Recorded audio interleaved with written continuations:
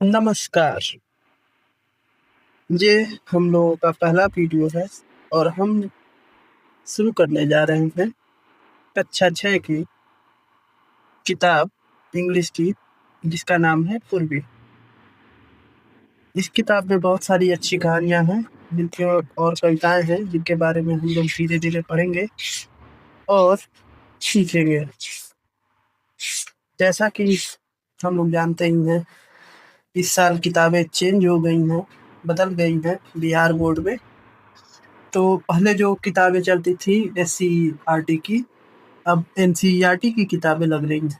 उनको हटा के एनसीईआरटी की किताब कर दी गई और इन किताबों की में जो इंग्लिश है वो पहले की किताबों से थोड़ा कठिन है, जिससे बच्चों को समझने में थोड़ी मुश्किल आ सकती है।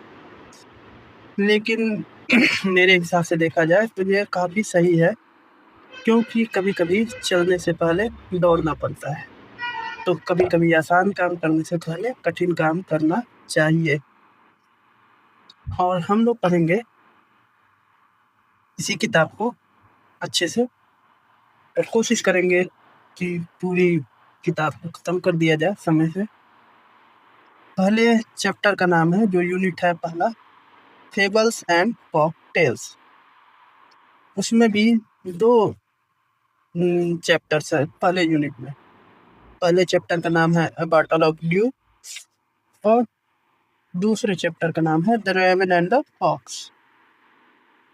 और इसमें एक और चैप्टर है, 3 चैप्टर है सॉरी, और तीसरे चैप्टर का नाम है रामा टू द रेस्क्यू।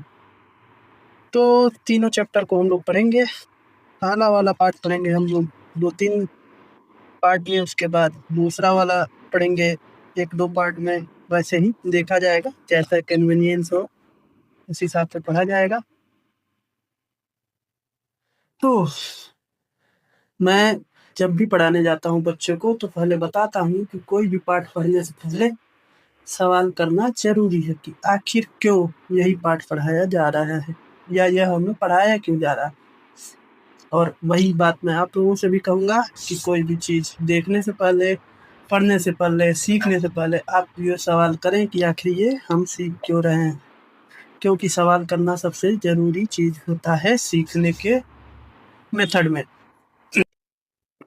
तो यूनिट 1 को स्टार्ट करने से पहले हम लोग ये जान लेते हैं कि फेबल्स और फोक टेल्स होता क्या है।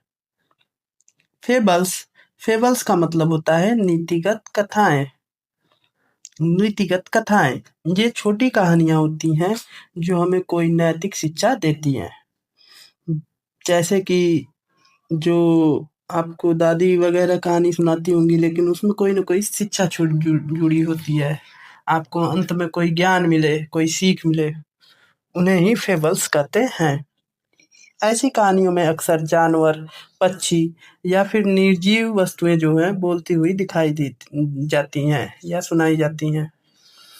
तो इनका मुख्य उद्देश्य होता है संदेश देना, शिक्षा देना बच्चों को या जो भी इनको सुने। उदाहरण के तौर पे आप शेर या चूहे वाली कहानी देख लीजिए, जिससे हमें ये सीख मिलती है कि इस दुनिया में हर प्राणी का अपना एक स्थान है, कोई कितना भी छोटा हो या कोई कितना भी बड़ा हो।